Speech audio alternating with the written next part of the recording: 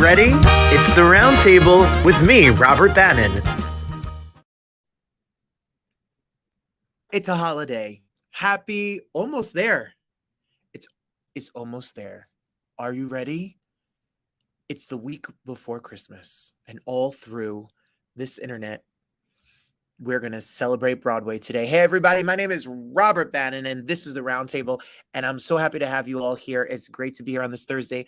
I am going to take my glasses off because they're so crooked from my dad's dog who ate them that they're so distracting, and now I can't see, but that's okay, because what we have here today is our 50th Roundtable, 50, happy 50th week to the Roundtable, and guess what? The first show of the new year, Robbie Roselle, my friend, A&R director of Broadway Records, cabaret superstar, is taking over the controls, and he's celebrating a year of the Roundtable with us in a Robert, this is your life, I don't know who's coming on and what's going to happen show.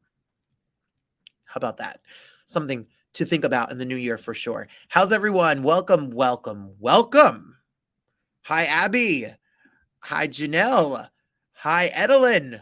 Hello, everyone that's here. We are going to have a really fun show for you all here today. We're celebrating the best of Broadway. Kristolyn Lloyd, superstar of Dear Evan Hansen or The Confederates, and all of this great work is going to be with us. And she's starring in 1776 right now at the American Airlines Theater. We'll talk about it with her. And then the Band-Aids are here. Yes, the groupies are here from Almost Famous on this Broadway special edition of the show. And while I have you here next week, we have a special holiday episode. Mindy Sterling of Austin Powers, of the Goldbergs, of 230 credits of television and films, of The Grinch.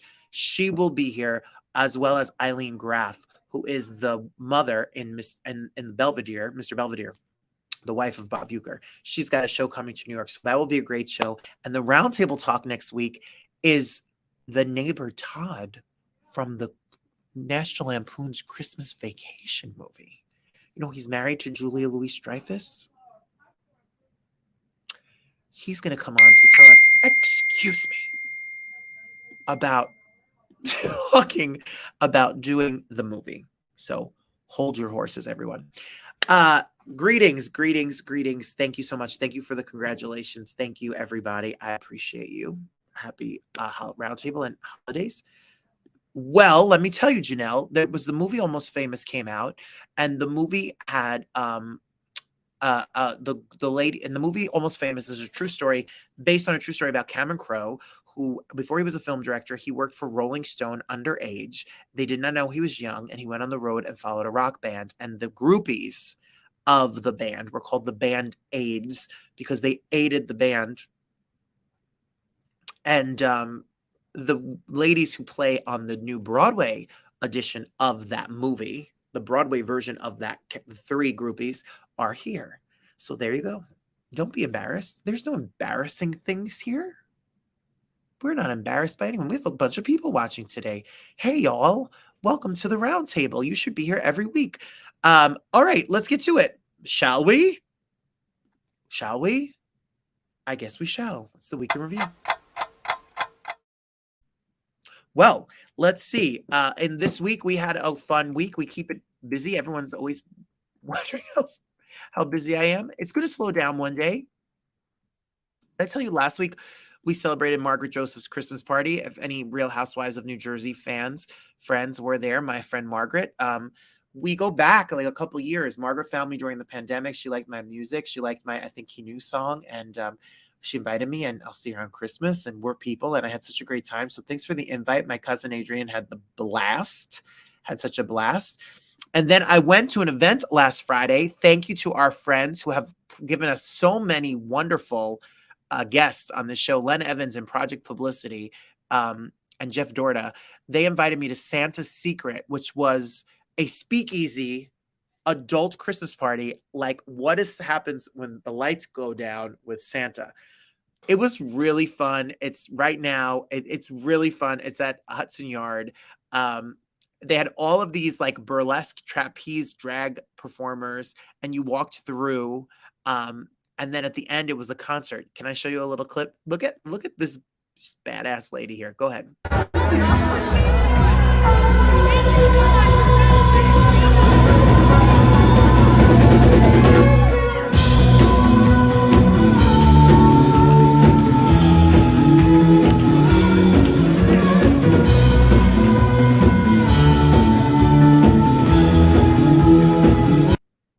She alternated between Christmas music and disco music, and I was just here for it. I had a fun time. So if you're looking for something to do Christmas week, it goes until New Year's. Go to Santa's Secret and go see it at Hudson Yard. It's fun. It's really, really fun. And then I had the chance to sing at Ritual Park. I sang at the tree lighting, which is where I grew up, and I always do the event every year for them. The big man was there. Santa was there. My little monsters, Sam was there as well, and we had a great time. In the interim, before I get to the other things that I did, because I saw Santa at school too. We had Santa visited us at Horace Mann in North Bergen. Lots of Santa sightings. He must be on his way. I hope you were a good boy or girl or person this year for sure. Before I get to the Christmas party, that was so much fun, and Marie, I know, is watching. I want to shout out my brother. We celebrated Sean's birthday. Happy birth to my brother. He's 35 years old today. I only have one brother. I have no sisters. It's me and Sean versus the world, and I wish him the happiest birthday. I love him so much. My life is so much better because he's here. So happy birthday, Sean.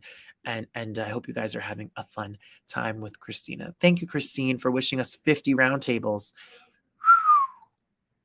We did 52 quarantines, 50 roundtables, 12 Broadway lecture series, 50, 102, 114. I've done 114 hours plus of online. Who knew? Never in a million years thought this was ever going to happen. We had the best time. Marie and Tom know how to throw a party. Marie and Tom have supported me in my career going back to when I was in high school. Just out of high school, we were doing events. They're such great advocates for art. And Devin Velez, who was on for Pride, does a Christmas party with him or a holiday party with him, usually for years. And she brings him out from Chicago or LA. And he came and did a show. And this time he did a show with my piano player that I grew up with, Paul Simeone, who does my New Jersey gigs with me. And it was at MK Valencia, and they took such great care of us. The Rodriguez sisters were there. They're so great. I love them. They're so talented.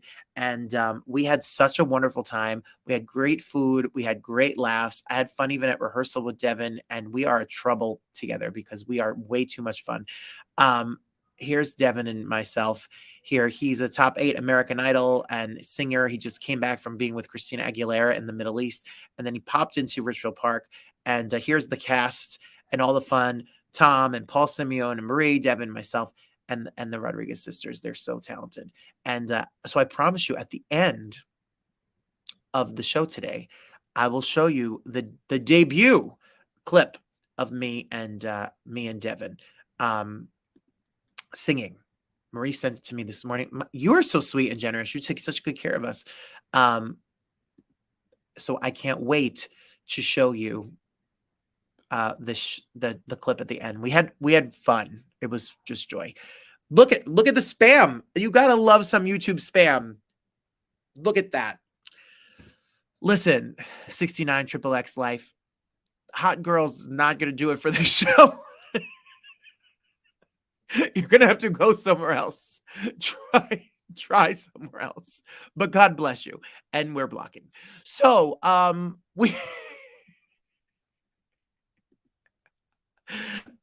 play it just for fun because I know that some of you like to hear my voice because you're nuts. But I have nothing to plug. Thank you, God. Because I'm shameless. So I don't have any shows. My next show is June 2nd. That, you know, if you want to come see me open Pride at 54 Below, I'll be so excited to build a brand new show for you. It's called #Proud. And there'll be new shows coming up for the new not today. Yes, you all are the hot girls. Amen for that, Abby. Yorkshire pudding. She was talking about food and I'm hungry. In the pre-show, which you could watch on Instagram. Follow it at Robert Bannon. So if you want more information about where I'm singing and what I'm doing, you can just go to robertbannon.com. You could stream the albums. We're working on a Christmas album, and there's a live album of the Rewind show coming out in February. That's it. I don't have any shows. And thank you for that. I'm singing at the Devil's Game for Devil's Pride, December 29th. It's a sold out game versus the Boston Bruins, and I'm honored to be there. My mother always tells you all, and I haven't seen her yet, but she may be working late.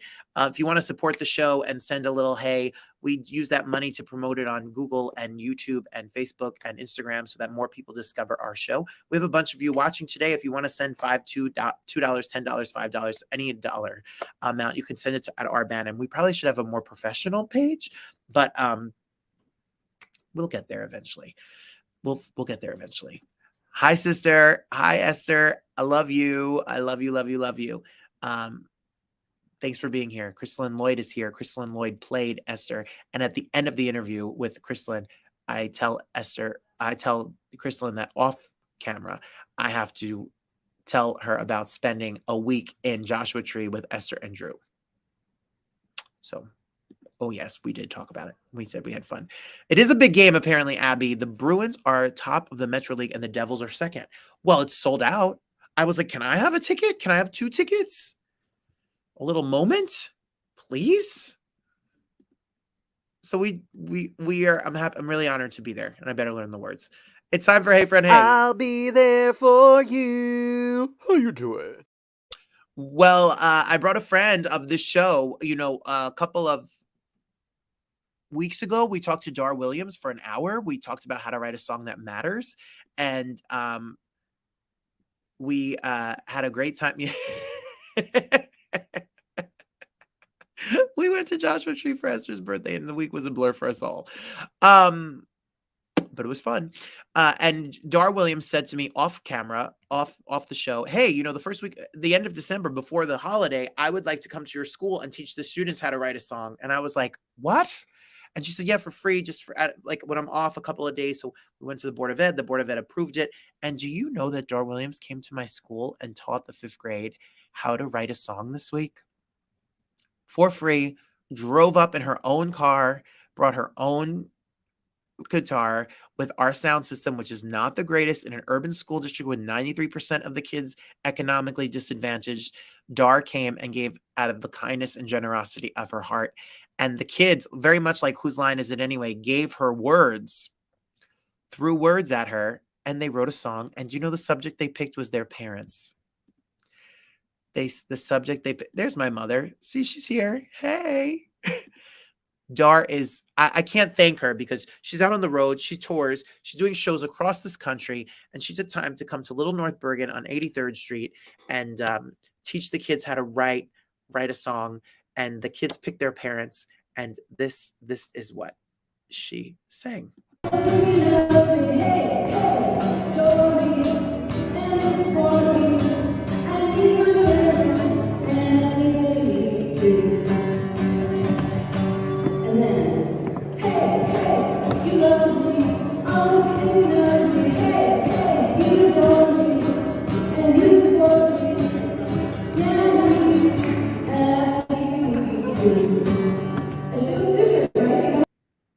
The kids picked the lyrics, they yelled things out, and they put this together. And it was a really wonderful, special time. And I did it for the kids. And I didn't know if they really got it, if they didn't like it. She wrote a book called, How to Write a Song That Matters. And then she gave me a copy, and I had a copy of my own. And then we go upstairs, and this little kid, his little Kevin, he's like this big. He walks up to me and he goes, Mr. Bannon, where can I get a copy of that book? I want to write a song. And I had the extra copy, so I gave it to him, and he went back to his desk and he started to read it, and he had a highlighter. And that's why you do what you do. And that's what music and art does. And that's why, being able to be a vessel for whatever people want to do is so important to me. So I'm so grateful for that. No, I've had good years and I've had bad years, and I appreciate that, Abby. They're really special people. That means a lot to me. Yeah, it choked me up yesterday. And it's all because of this messy show. Hi, Peggy. Hi, Peggy. Good evening. I love you and your show. Singing tomorrow 2 songs to honor Jesus. Thank you, Robert, for giving me the desire to sing again. Peggy, unfinished business. It's never too late. Peggy has a beautiful voice. She's told me she has a beautiful voice, and I'm happy that you're back using it for good and singing for church and for your friends and your family that you've lost and that are here. It's never too late to start something that you love, right? So that's the lesson. Kristolyn Lloyd. Hold. You have another moment for me, right? Go see this show, everybody. Go to the Schubert. Mark Shaman, who was on Quarantine Cabaret and Cocktails with me, wrote this banger. Matthew Lopez, who wrote The Inheritance, which is I was an investor on that show, wrote the book with Amber Ruffin. This is where it's at. I know we're doing the best of Broadway, and I love 1776, and I love Almost Famous. Go see them and go see this. This is feel good, old school, fun, modern, but old homage to Broadway. Some Like It Hot is playing at the Schubert. Thank you to my friends at Polk for making me go see it because it blew my socks off. Buy your tickets, and in January, we'll have some of the cast and creatives here. It's good. It's really, really good. J. Harrison Gee is a star. Christian Borel is a star, and you need to go check it out. I want to give a big shout out to my friend in North Carolina, and that friend would be my Christine Clifton and her mom. How cute and thoughtful to get mail the other day, a Christmas card, and I open it up, and it's a Roundtable Christmas tree ornament. What could make your tree more beautiful than my face? Thank you, Christine, for signing it. Thank you for it's going right on my little mini Christmas tree, and you're so thoughtful and sweet. I am so grateful that you would think to do this for me. It's super cute, and I appreciate you. Yes, I loved it, Esther. It was wonderful, wonderful. She's so wonderful. Kristolyn is wonderful. And Marie, that means so much to me. Thank you. Esther, thanks for asking. Ain't No Mo, I don't say it great. Ain't No Mo was a wonderful show, and I loved the show. And the show's supposed to close on Sunday. And today, Sarah Ramirez from Grey's Anatomy, Will Smith and Jada Pinkett Smith bought it out. Tyler Perry bought the theater, so they're trying to keep the show alive. And we had the directors on Tuesday to try to keep the show alive. So go see that show. We did a whole show on it, and it was my favorite show. Play that I've seen. It's fantastic. Sunday, I'm going to see the collaboration, which is Jeremy Pope. Jeremy Pope is playing Jean Baptiste, and the Marvel dude, Paul Bettany, is playing Warhol. And I'll tell you about that next week because I'm working the red carpet, interviewing all of them for a special holiday edition of the Roundtable in between Christmas and New Year's. So if you want to see me and our old friend Jeremy, and if you want to see Paul Bettany and all of those people, watch us in between Christmas and New Year's. Speaking of friends, speaking of talent, speaking of great art and artists, we have a really good, yes, Jeremy Pope will be here with me on the Roundtable coming up. Esther, get out of my show. You're going to get me in trouble. Christine, it's true. Kristolyn Lloyd is here. Before we, here you go. Enjoy. She's the best. Holidays, Christmas, and the New Year, and support art. And this is a fun show from the second the show starts. Lights and music. No, that's second. Here's Kristolyn Lloyd. We're messy. We're a messy show today. One of my favorite things in the entire world is when I see people that I love do amazing, incredible things. I had the chance last week to head over to American Airlines Theater and see 1776. This is a production that cannot be more timely, and you have the next month to come out and see it. So make sure when you're in New York City for the holidays or you're off between the holidays, come on down. This next performer I saw, oh my goodness, it's like 8, 9, a lot of years ago in a production of a show that changed my life, their performance and their performances and songs, and it changed my life for the best. And Kristolyn Lloyd is an artist that writes, acts, sings. She does a little bit of everything. And I am so incredibly honored and excited that she would spend a moment with us in between shows. Right now, live backstage, the one and only Kristolyn Lloyd is here. It's so good to see you. I saw you last week. I snuck in, and Kristolyn, you are acting. Thank you. It's a little bit of like what I feel skill and craft, but also eating the scenery just a tiny bit, which I think is scary for this show. It's a marathon. Yeah. You're on a marathon, but it is a brilliant score, and your cast is so talented, and you are, you're a goddess. I don't know what you can't do. What can you do? That's what there's a lot I can't do. I'm really bad at surfing. Okay. Yeah.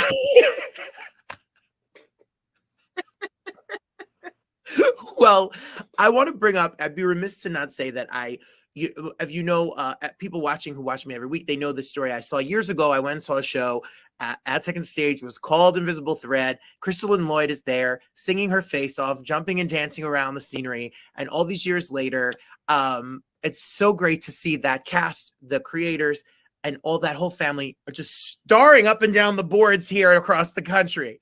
Yeah, it was a really special project. It was a very special group of people that were curated. Every time we did a new iteration, it was curated with people that we could bring along. It was special.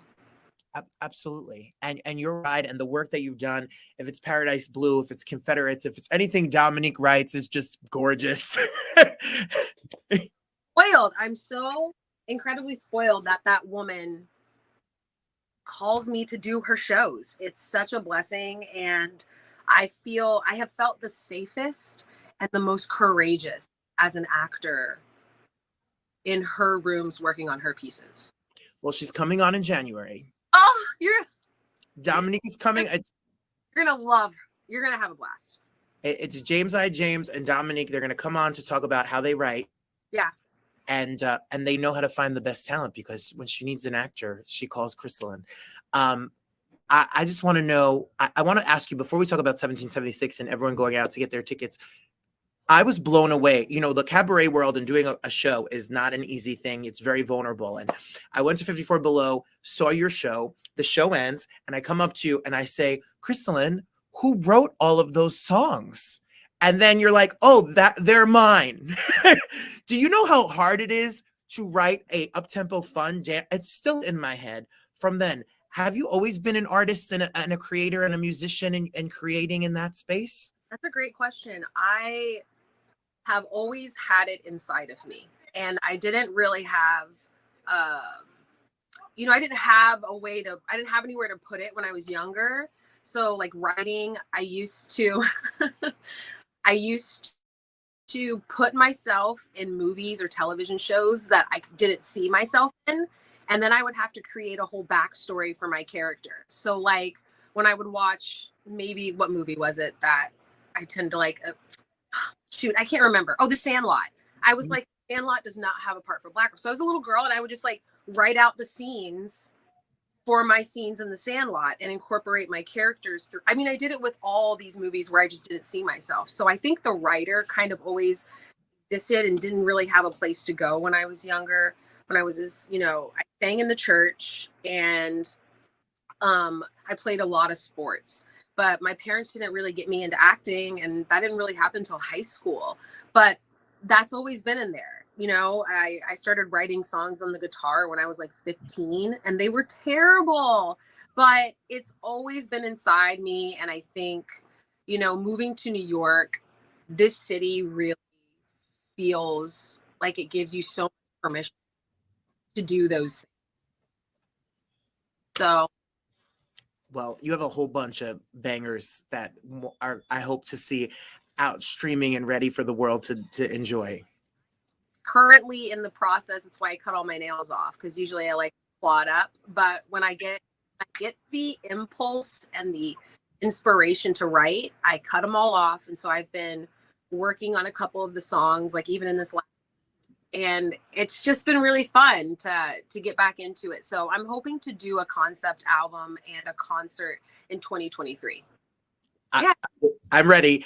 It's one thing to play a character. It's one thing to go on stage and be a character. And then it's another thing to really bear your story and your personal life. And you did it in such a vulnerable, beautiful way that I think we all felt seen in the audience. So be on the lookout, everybody. Be on the lookout. When you made the decision to become an actor and a performer professionally, you left Houston, you were in Texas, you grew up in Texas, go to Carnegie Mellon. A lot of students watch this show. We show it to my own students. How important was the foundation of education? It's not just something, you didn't just pick up your hat and say, I'm an actor, I'm a musical theater performer, I'm a singer. You studied and had the training and backing. How did that prepare you for this world? I think being around people who were better than me was really helpful. It really forced me to know how to focus when it was time to you can't focus about what someone else is doing. You got to focus on what you're giving, what you're offering. So I think school really helped that, because you're constantly around people who are better than you. And if you're not, you need to go find the people who are better than you. So that helped. And, you know, I had a rough go in school, showed up as an actor, but really wanted to, you know, have a musical theater education. And not everyone was on board with it at the time. And so, you know, I ended up graduating with both a musical theater and an acting major, but it was 4 years of really having to advocate for myself, having to take risks and do things and go out on limbs and ask for favors. And I really had to fight to get the training that I wanted as a singer. But I think that there was something I can take away from it. You know, obviously, rejection is part of this business. It's part of this passion and this this pursuit of success. And being told no for 4 years, not only by teachers, but by students, you know, classmates, that builds up a resilience in you. Because I hadn't really been faced with anyone telling me no. When I decided to do it in high school, I got a lot of support, you know, a lot of hoopla, because I was like, you know, the one Black girl in theater that was doing all of the character roles. So get to college and to have a lot of, you know, people trying to say no. It was helpful when I got to LA, because I think it took me 69 auditions to finally book something. I heard no that many times. That's how many times I heard no before I finally booked like a reading. I think it was of Venice, Matt Sachs's musical that was at the Public Theater. And I played the lead role in it. And that was the first job I got in Los Angeles. I think that's such an important word. 69, 60. Now I'm not going to feel bad about that self-tape yesterday that I'm going to call for.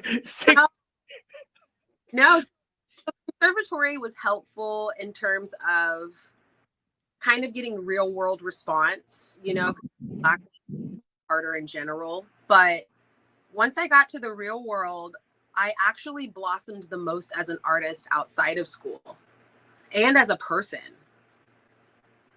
That's fascinating. I think you know, Carnegie Mellon is all the cool kids, a lot of the theater people and artists that you watch and love. Everybody go to the school. It's lauded for the school, but you also then go out and then you grow your own wings and you just fly and find your own path.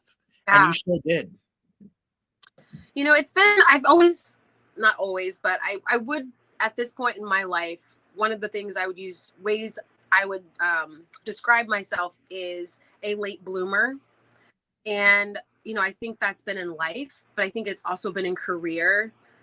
I didn't decide to come to New York until I was like 29.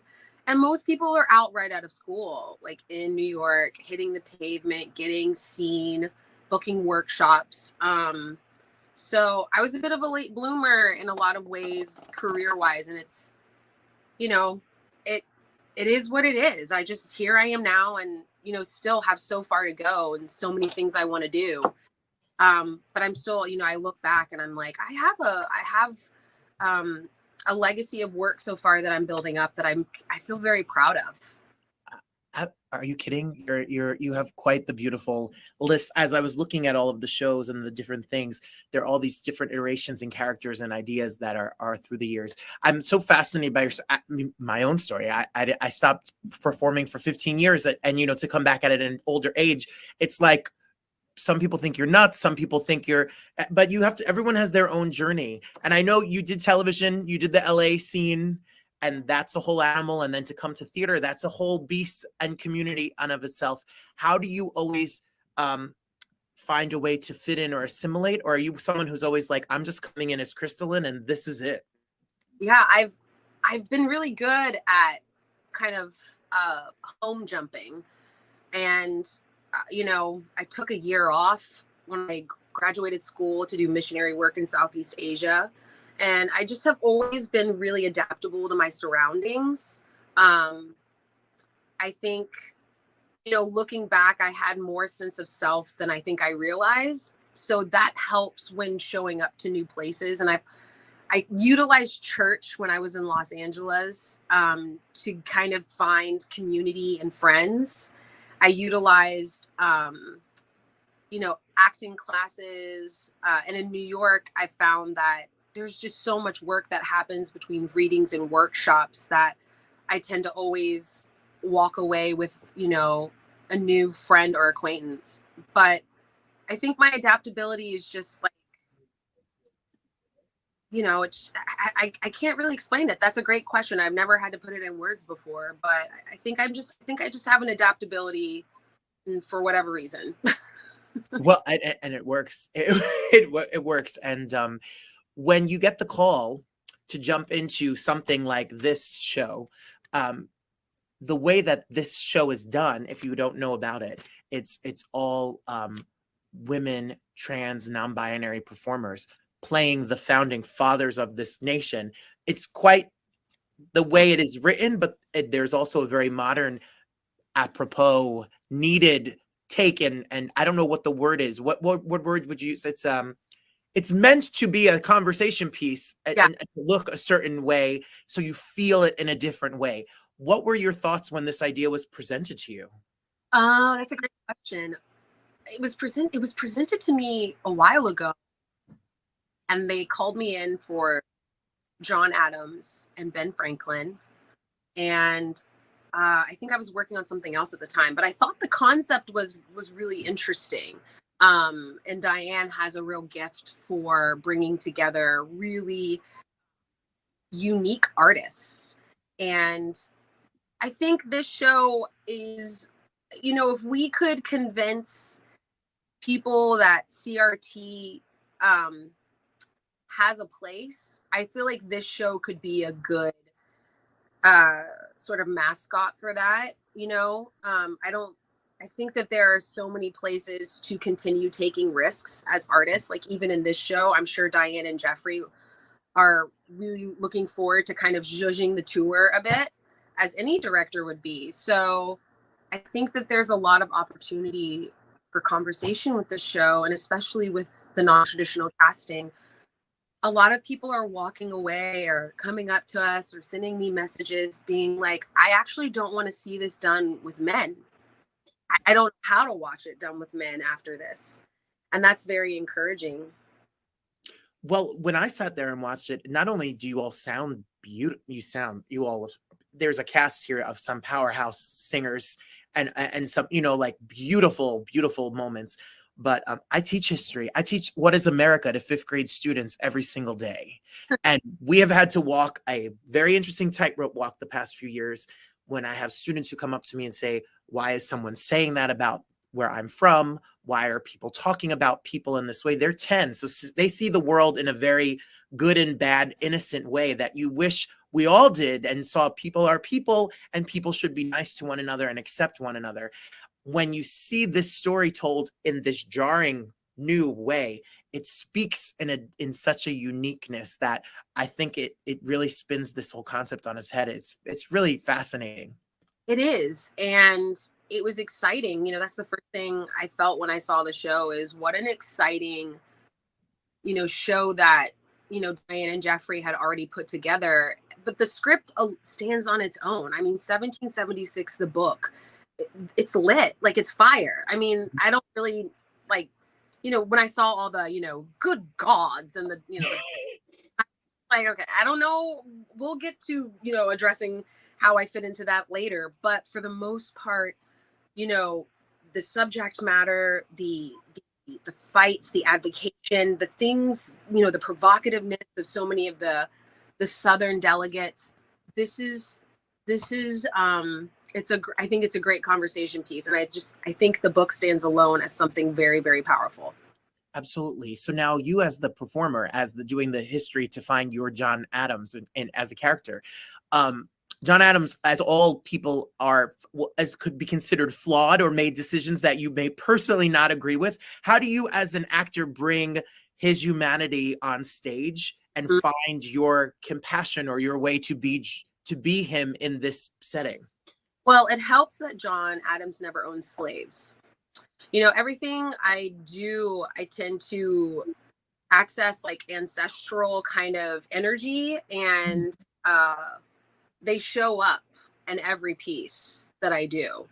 So it's been really powerful for me to stand there and hold their image in this white founder's body, you know, and to be the one that is fighting for the breaking of chains. So, you know, first and foremost, it was just easier to play him because I don't have that history to kind of tackle with the way that maybe Elizabeth Davis does, or, you know, Sarah Portalob and their characters. I also, you know, when I saw the show, I just knew John. I was like, I get it, you know?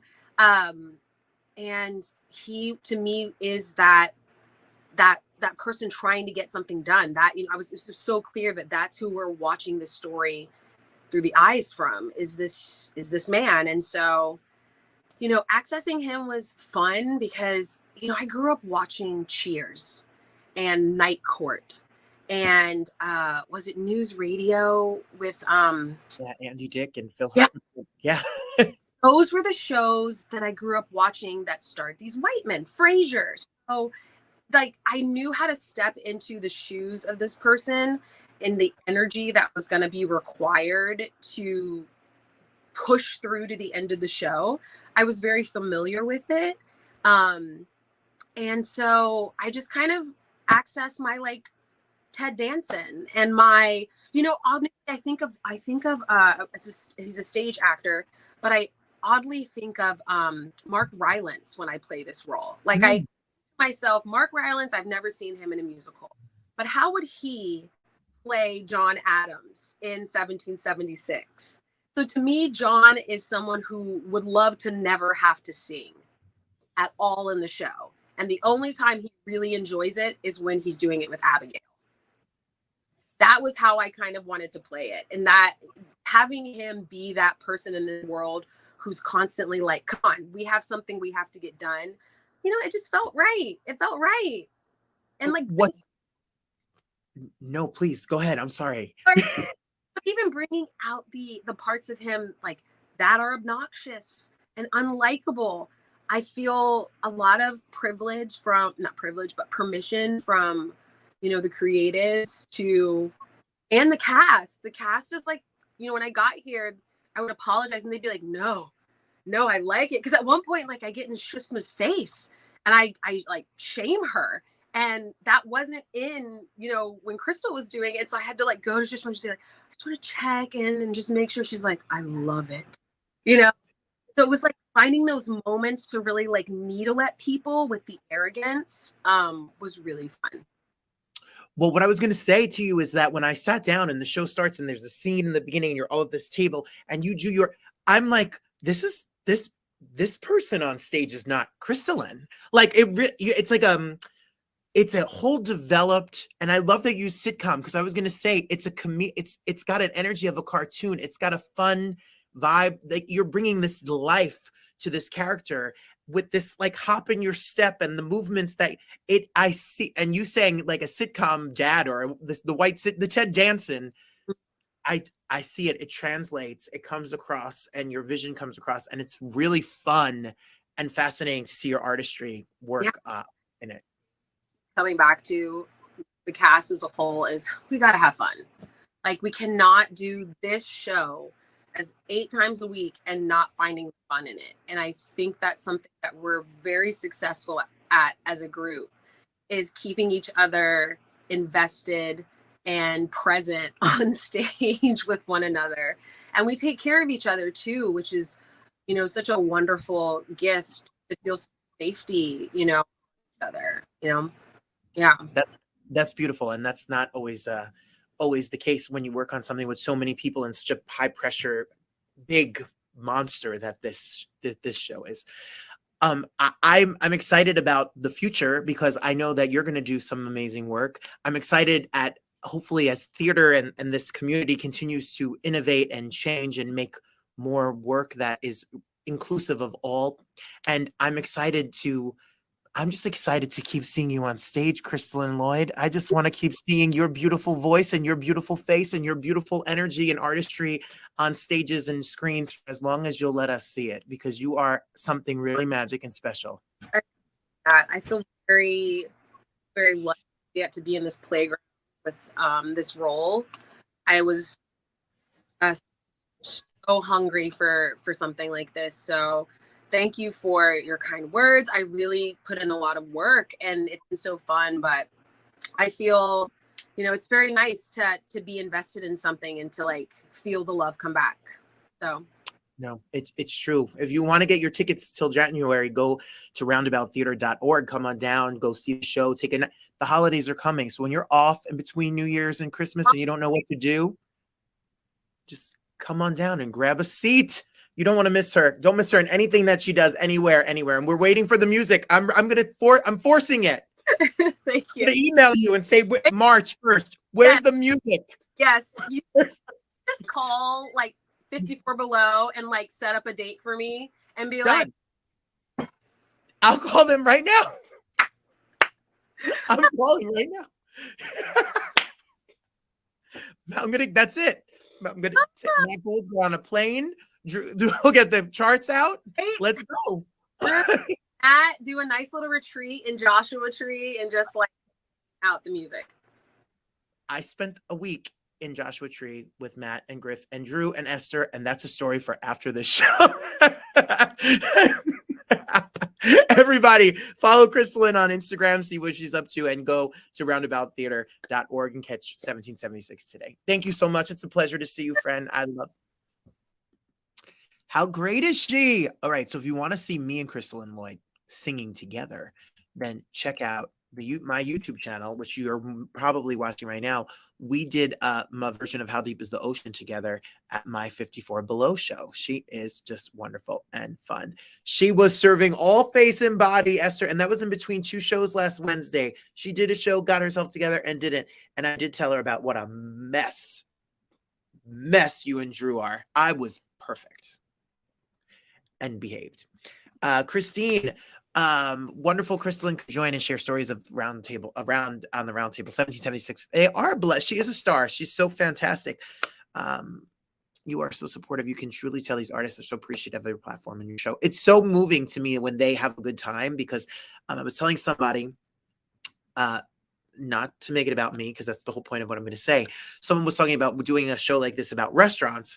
And I told them to be successful about it, just make sure it's for the audience and it's for the guests. It's not about me. It's to serve the greater good of what this show is supposed to be about. So thank you. Speaking of greater good, the Band-Aids are here. Almost Famous is playing right now. If you don't know what the Band-Aids are, Lattes, this is for you. If you don't know what the Band-Aids are and what this is all about, take a peek at Drew. We were just talking about Drew. Drew is the violist who arranged some of my music and is a dear, dear friend of mine. It was his birthday this week. Happy birthday to Uncle Drew. Esther and me and Drew are like the three musketeers. So we're like siblings. So we fight and we're messy and we're great.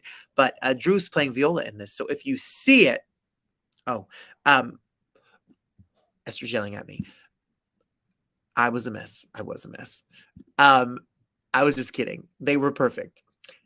Drew's an Almost Famous, so go see the show to support my brother.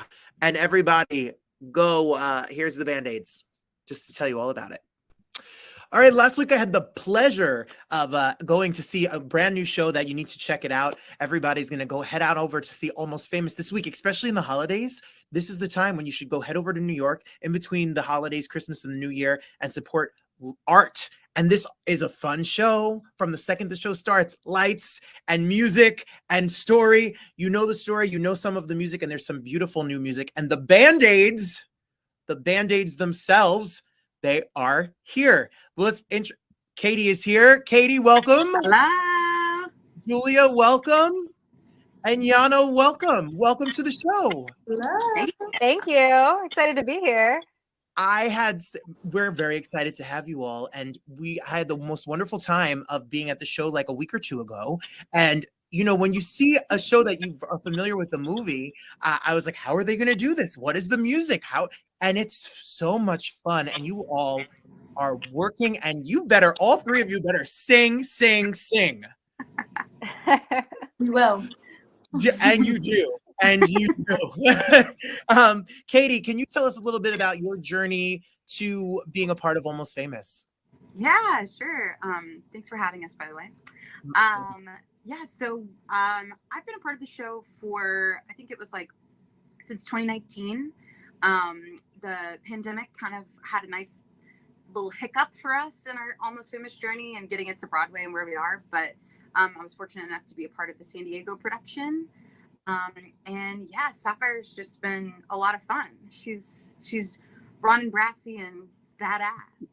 And you better skrelt and sing to the heavens. You better get up there. It's so much fun to see you all. Julia, tell us about your journey to the show. It was something that wasn't even really on my radar at all. And my agent had sent me an appointment for it. And I looked at it and I was like, well, I'm not right for this at all, but I don't want to decline the appointment. So I went in, and how very wrong I was.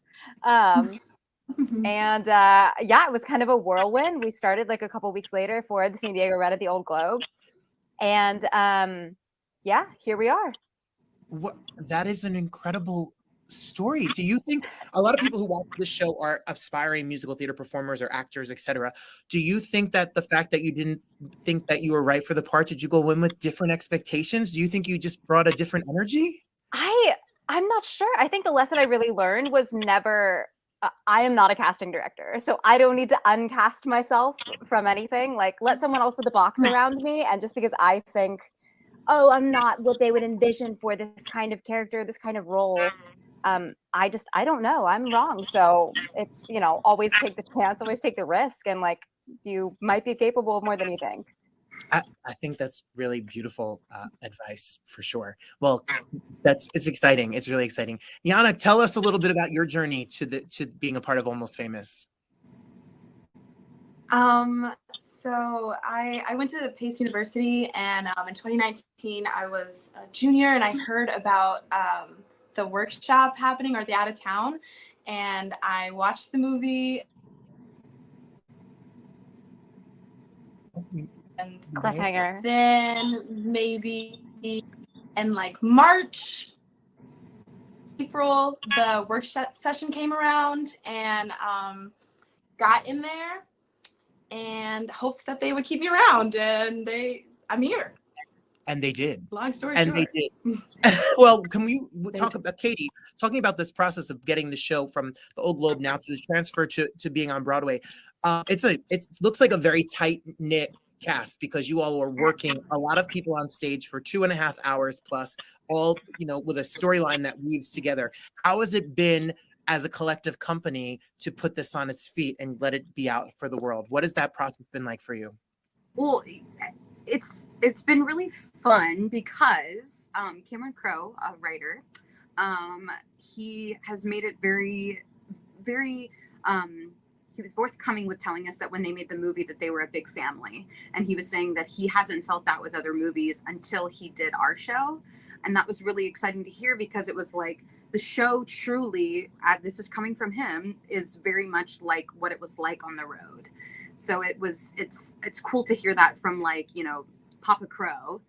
So it does feel like a family. Like I text Julia and I text Jana being like, hey y'all, do y'all have a comb I could borrow? Like stuff like that. That's like, I'm running late, that kind of thing. And so it's really lovely to have that comfortability around your castmates, because it definitely shows on stage that I had multiple people when they saw the show, they were like, y'all are friends, right? Like that's, I was like, yeah, we're not really acting. It's a lot of fun. Well, we're acting with the drugs and alcohol, but. Well, that's the energy that it exudes off of you when we watch the show, is that you can see that you are having a good time telling this story and singing this music for sure. Julia, when you show up in a rehearsal space and you start to sing some of this music and this score, can you tell us a little bit about what it was like the first time you all got together and sang, the three of you? Oh my gosh. So exciting. I've been a fan of Tom Kit and Tom Kit's music for over a decade. So that was one of the most exciting aspects, was like working with him and learning this music. And yeah, there was magic every time we learned something and we put it on its feet for the first time. It would give me chills when we would get to certain moments and then hear like the whole sound come together.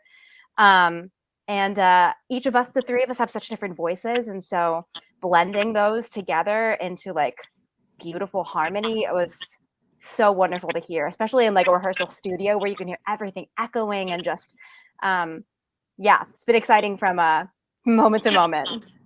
I believe it. And Jana, you are up there eight shows a week, 2.5 hours plus.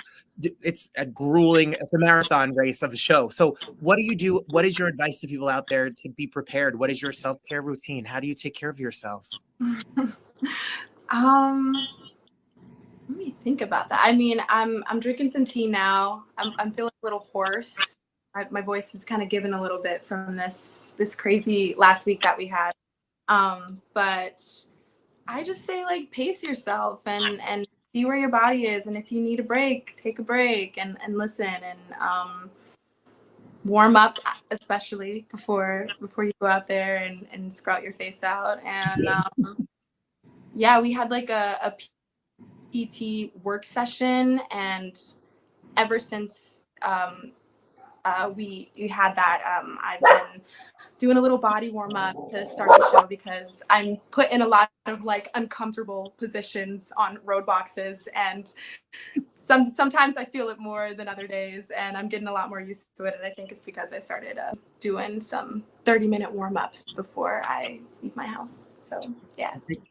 Makes the difference. Katie, you're kind of a Broadway old hat here. You've done you've done this, if it's Wicked or Sunset Boulevard or the original Heathers or etc. What did you talk to any of them? Did you give any words of wisdom? What was it like to take all the Broadway debuts and kind of usher them into this world and this club? Well, I think that honestly, I might take that question and turn it into something else, but I learned from them. It's cool to see, like, so many times we get to the point where it's just a job, right? So we do certain jobs in order to get, work with the people or to get our health weeks or to get money to pay our bills. And you forget that you're in it because you love it. And so it's really exciting we had, I think it was something like 15, 16 Broadway debuts in our company at this Almost Famous, which is so special. And I've learned a lot from them, and it's cool to but one of the main things was just to kind of take in every moment, because every moment's new. We had within the Christmas months or the holiday season, within it comes not only COVID but also some flu substances that take people out for a couple of days. And it's really cool to see our company lift every swing up, every understudy up. It's like a new show for us, which is really fun. But yeah, I mean, I have some remedies this. It's not a good one, but I always have a Diet Coke before the show. It's one of those things that and I do have water. I have a water bottle back here. But it's just one of those things that I've done for a long time. It helps, the acid helps with my cords. It's probably purely mental, but it's just one of those things I have to have. Also have sour gummies. I learned that from Lindsay Mendez, actually. But yeah, you take things as you go, which is fun. Julia's introduced me to electrolytes, gives me a master class on those all the time. Katie, you're my people, because I don't do anything without a Diet Coke. So I'll have a Diet Coke with you anytime. Cheers for that. That's it. Julia, all right. So we go through the rehearsal and we show up at previews, and then you have your opening night. What was it like to be on the carpet to do that show, and the audience and the people that came to see the show? Can you give us a little insight into what that night was like for us fans here? And it was, first of all, it was everything you've ever dreamed. It was one of those moments where you're like, I hope it's as great as you think it's going to be. And it absolutely was. It was also a whirlwind, and it kind of felt like opening night was many weeks. The show kept evolving and changing, and it was new, and there were so many exciting things happening. But the energy was electric. It's a show that needs that audience feedback. It's something that the audience is that other participant in in the story. And so their energy gives us life, and then our energy gives them more life. And the back and forth on opening night was unlike pretty much anything else I've ever experienced. And so much support and like just the family that we all are, I think really came out in that experience. And it was very cool. Very cool. Speaking of opening night, Jana, can we take a picture of, and you want to tell us a little bit about this moment that was during the show? Oh my God. Of course you would ask me that. Oh my God, that moment changed my life. If that, all of Broadway magic was put into that moment with Joni Mitchell. It was such an honor to sing her music right in front of her. And I can't even put it into words. Like, that was one of the most amazing moments of my life. She held my hand for like 5 minutes, and I wouldn't let go until I wouldn't. I was crying singing the vocals for River in our like on stage. That's not a part of my character, but I just like, I knew she was right there, and it just meant so much to have herself there. God. Well, the harm, that song in particular, but a lot of the music, the originals and the songs that we're familiar with, are so beautifully done. Your voices as a collective cast, and you three in particular, blend so beautifully together, and you breathe such new life to the things that we already know. And then there's such beautiful new original music in the style of some of the greatest music of all time. It really is such a beautiful put together score, and you all are just executing it like no one's business. You know what I forgot, Katie, from watching the movie for a while, was the emotional, even more so in this, the roller coaster that you all put the audience on.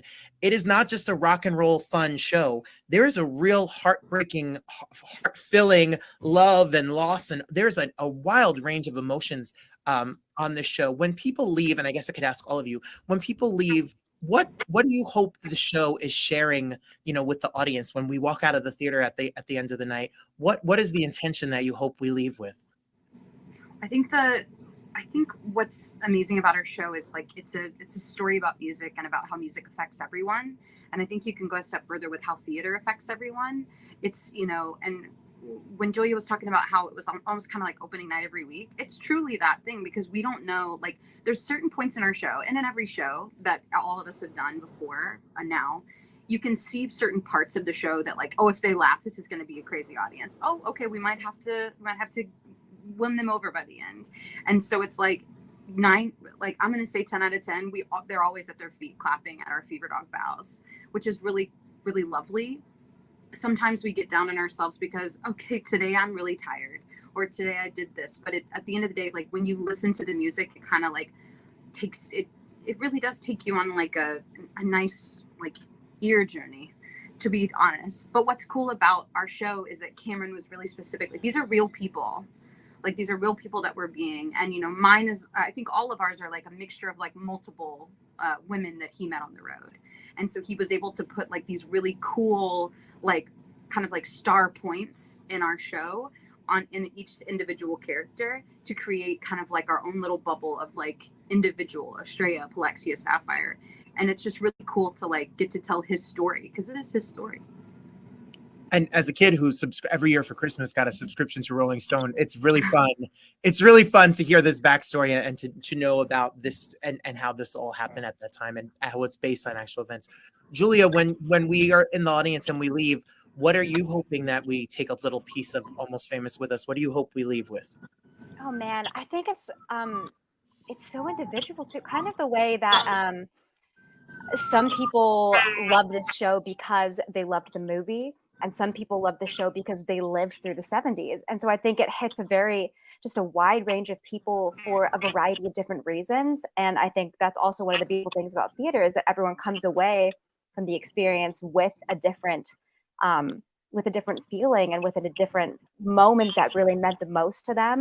And I think there are so many of those. But I know when I finish, this show. I remember saying to Tom or Cameron after one of these workshops, like, I feel like a better person when I finish the show. Like, it ends on such a high energy, and it's such a pleasure to be a part of that. Like, I feel joy when I finish. And so I hope that whatever it is that you take away, that people leave with that feeling of joy and celebration for music. I know. Well, it's the best curtain call on Broadway for sure. And I know when I left, I was ready to have a whole little curtain call in the parking lot by myself. But that's what I guess you leave. You are ready to rock and sing and have a good time. Jana, what would you hope is when we leave this theater after a show? What do you hope we all leave with? What little gifts are you all giving to us every single night? I feel like similarly to Katie and Julia, I hope that people leave with like a new love for music, maybe music that they aren't used to, or music that they once loved and will go back to because of nostalgia.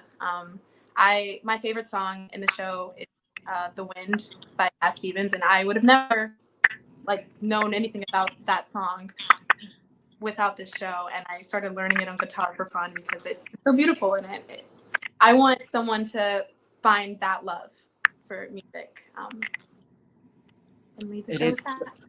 It's a love letter to music. It's a love letter. There's such a wide variety in the audience. I even noticed in the audience, it's like my parents, but I'm there, but there are younger people there, and there's theater fans, and there are people who just love music in general.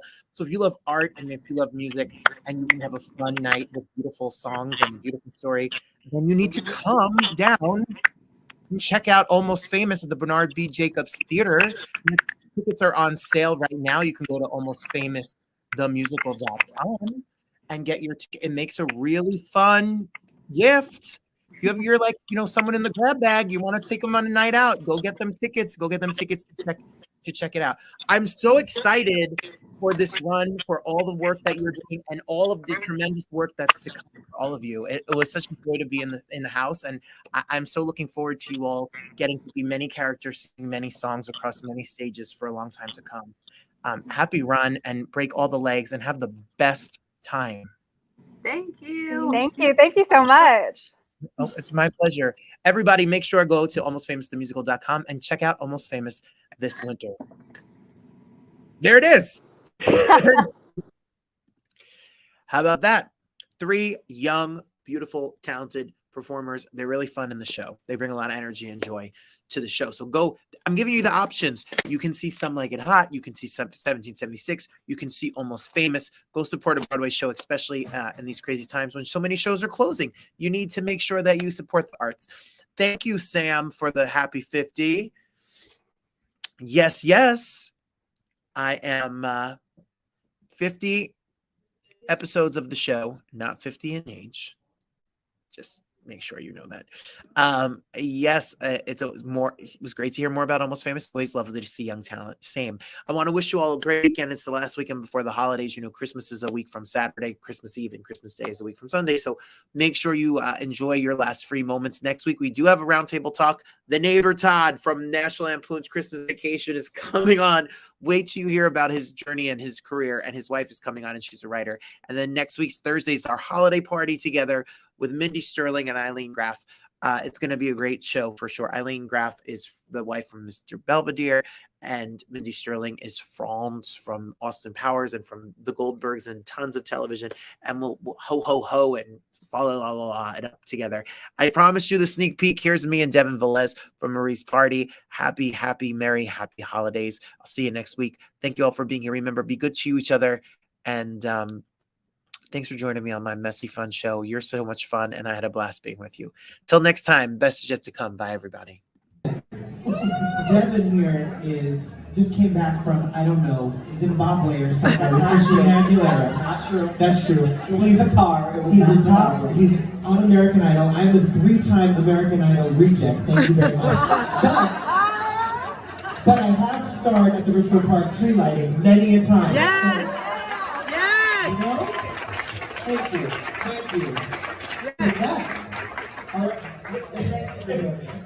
Thank you so much for having me. Isn't he amazing? He's amazing. His voice is amazing. We found the song together, and it's a duet. It's a duet that's Elton John and Ed Sheeran. It's a Christmas number, and I'm gonna be the Elton. I'm the old gay. I'm the old gay. I'm doing the old gay. I just wanted to clarify.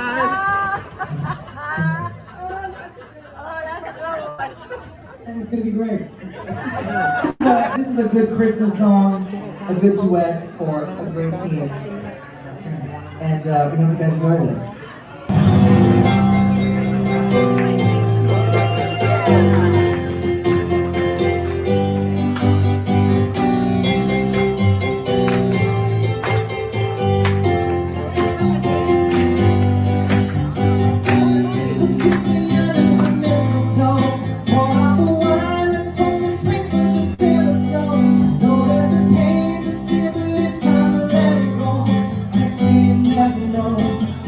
Tonight.